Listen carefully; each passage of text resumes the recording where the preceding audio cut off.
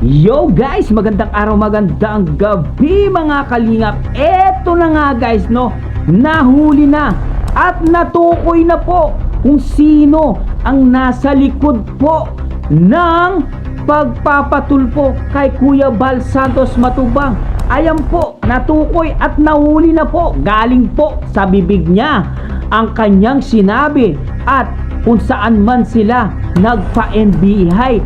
Guys, panoorin natin to guys. Siyempre, kung bago ka pa lamang sa ating YouTube channel, huwag kalimutan mag-like, mag-share, mag-subscribe, pahit na notification bell button para updated kayo sa mga ilalabas natin reaction video mga kalingap. At siyempre guys, no, huwag kalimutan suportahan sina Kuya Bal Santos Matubang, Ate Edna Vlogs, Kalingap Rab, Kalingap Team, siyempre Kalingap Reactor, Papa Shider TV guys. Eto guys, napanood ko tong video ito, nahuli po sa kanyang salita kung sino po ang sa likod ng nagpatulpong to. Guys, panoorin na natin. Credit to the video, Bopil Vlogs. Panoorin natin guys. Grabe, dito nyo makikita at maririnig sa galing sa kanyang bibig kung sino ang nasa likod po ng kaguluhan nito. Panoorin na natin.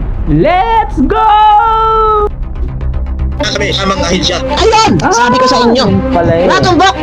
Alam niya, ipinasa kami sa tamang ahensya. Yan, may galab shoutout. Muli nagbabalik po yung lingkod. So, ayun na, alam niyo naman, sa Pulmula, talagang ang aking reaksyonan ay si Doc Maylab. Alam niyo yan, ano po? Si Doc Maylab po ang aking nireaksyonan. So, eto na nga, yung mga sigaw ni Doc na talagang, ayan, kaso-kaso, diretso, ano pa, yung sigaw ni Redsen, ayan na nga, so, ano links, Doc? Nagtatanong lang naman ako, masaya ka na? Nagtatanong lang ako, ito na. Natatakot naman ako sa iyo nga ni. Ay, bakit baga? Ayan, ano? Di ba? Paano ka? Gonggong! Gonggong! Pabaliktad rin. Ano yun? Sino ba kalaban nito? Ni Dr. Rab. Sino yan? Sino kalaban mo? Ha? Ano? Panalo ang kalingap. Si Beyonce ang magsasampa dito. Ito daw, ito na nga. Magsasampa. Ito alam na niya. So, ibihin, umpisa pa lang, talagang may alam ka. So, araw-gabi. Ano ba nagkakausap? Ako naman nag-reaction lang sa iyo, my love. My love, Doc.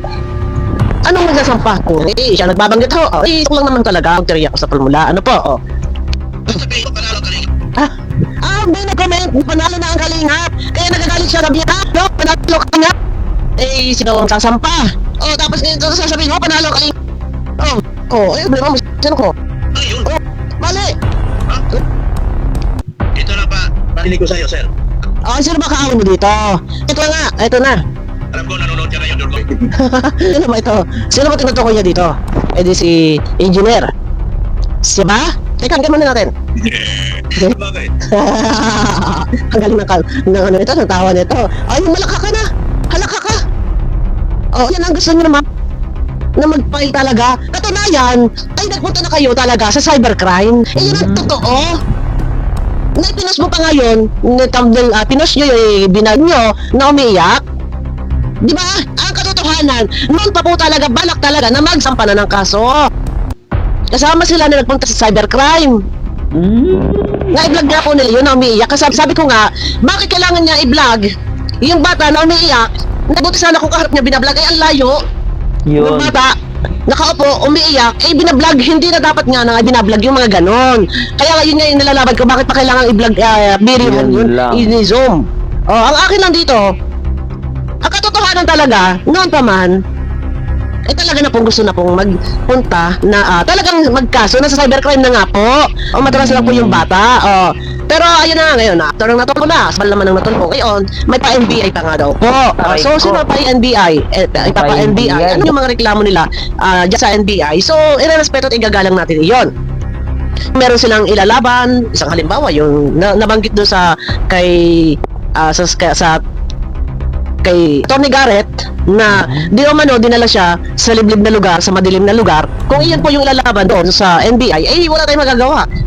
Nandiyan na yan. Kung meron sila pinanghawakan sapat na ebidensya at kung totoo man niya, wala tayong magagawa. Okay, tuloy. Ito. Pero ang totoo talaga, nun naman, ay talagang dinala na nila, Doc. Sa cybercrime. Yun lang. Ibig sabihin, sa pagpunta pa lang noon, ayun na yun nasa likod. Ni-vlog mo yan eh. Di ba? Pumunta kayo doon. Ni-vlog mo, umiiyak yung bata, pinipilit ay ayaw na. Bumalik, inakayos sila na pala noon. yun, ano? Napunta na doon sa Kalingap Rob, si Kalingap Edo, nagkayos na. Pero ang katotohanan talaga, kayo, ni Pulang Uod, talaga ay nagpunta na sa cybercrime. Kumilos na talaga kayo. Nagkaroon lang na ayaw ng dalaga. Iyan ang katotohanan. Talagang, umpisa pa lang na kayo talaga ay, ikaw talaga ay gusto ninyo na talagang cybercrime. Iyan ang totoo. O, di ba? Dahil, nagpumunta lang kayo. Di ba? My love. Doc. Oo. Video na ilalabas mamaya. Oh. Diyan magbabase ang buhay ni Boy. Pinilas mo dyan magbasa ang boy. Boy, ito na lang si Bibo. Sino si Boy?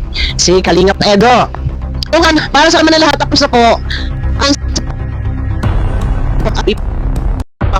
yung B8 na video.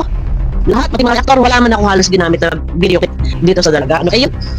So tapos na po yun. So nagpunta sa NBI at nakita rin tayo mga picture na pinapasa ng mga iba, pero hindi natin kailangan nilabas dito. Hindi na kailangan niya yun. So pagka ng NBI, ano ba yung mga reklamo? So hindi na alam.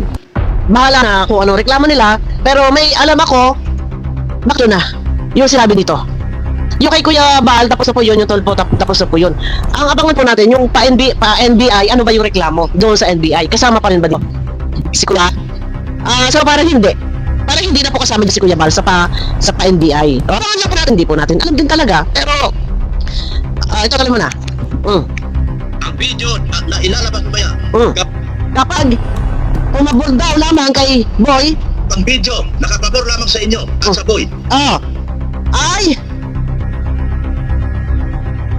Tandaan nyo ang usapan. Wala na tayong pag-usapan. Women's Days, diretso tayo. ayun, sabi ko sa inyo eh. So yung video, ano nangyari sa video? Wala.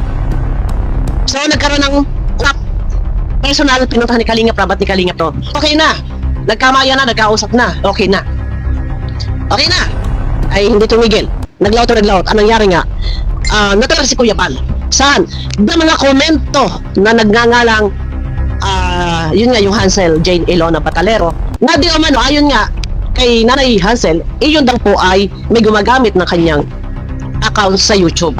Kaya nga ang tanong ko, bakit kung yun ay fake, bakit wala nang dumipensa o nagbigay ng lina ang nag-comment na iyan ay fake? Katunayan, yung account na iyon nagko-comment din dito kay Doc, iyon ay may jacket at saka iyon ay nakapin.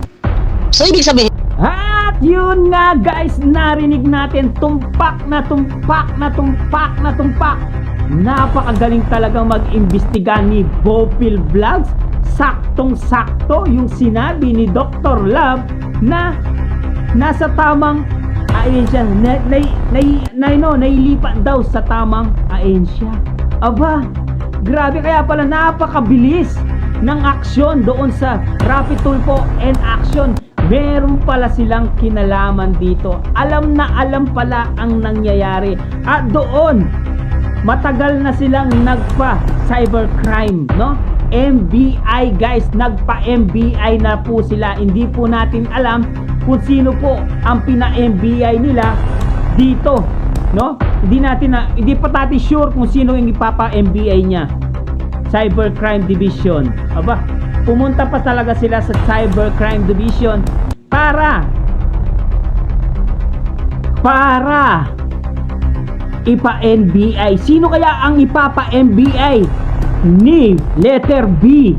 Si Biancy Jane Ballatero. Sino po ang ipapa-NBI niya guys, no? At meron pa akong naririnig dito na nagpa-KMJS pa daw sila guys. Hindi pa natin sure kung totoo tong mga nababalitaan natin to guys. So mukhang aka-aka lang natin. Pero parang totoo yata guys. Kasi meron po silang picture na kasama si Jessica Soho, no guys? At nagpunta pa sila dito sa NBI mismo. Hindi ko lang alam, hindi ko sure kung sino ang papa-NBI nila. Parang dito siguro guys, hindi na siguro kasali dito si Kuya Bal Santos Matubang. Meron yatang isa na papa-NBI nila. Sino kaya yun guys?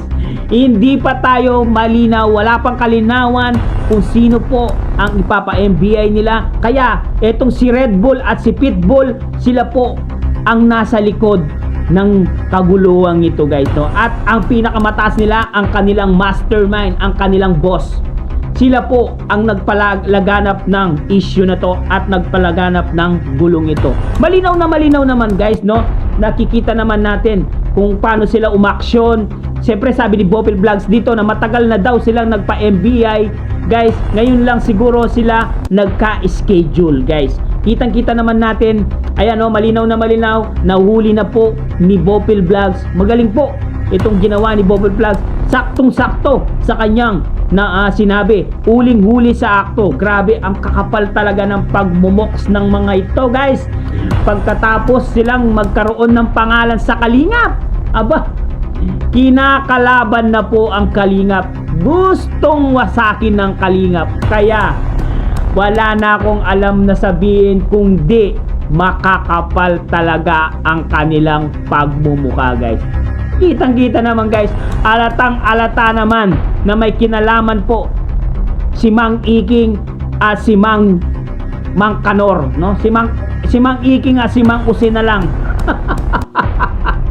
Grabe, may kinalaman pala sila. Siyempre meron po silang pinaka-mastermind doon sa taas. Kung ano ang inutos ng mastermind nila, sinusundan ni Mang Iking at si Mang Use. Yan, pagkatapos po, siyempre may kapalit yan. Siyempre salapi yan guys. Kapag nagutos ang mastermind, may kapalit yan. Malaking pera po yan guys. Kasi hindi naman magpapagod ang dalawang pitbull na to, na si Mang Iking at si Mang Use, kung walang kapalit na alaga guys. Pero ang biktima dito, kung sino ang biktima dito guys, Pamilya Batilero. Pamilya Batilero po ang biktima dito. Guys, ginamit sila, no? Kung may interest man itong si mastermind kay Biancy kay Biancy, sigurado yan, magiging partner niya siguro habang buhay, guys, no? Hindi natin sure yan, pero malamang sa alamang ganun ang mangyayari, guys. Yan, no, guys, no? Malinaw po ang sinabi ni Bopil Vlogs dito na si Mang Iking daw at si Mang Use ang may pakana ng lahat ng ito guys. Yeah, malinaw. Hanggang dito na lang muna ang ating reaction video for today's mga kalingap. Siyempre, kung bago ka pa lamang sa ating YouTube channel, huwag kalimutan mag-like, mag-share, mag-subscribe.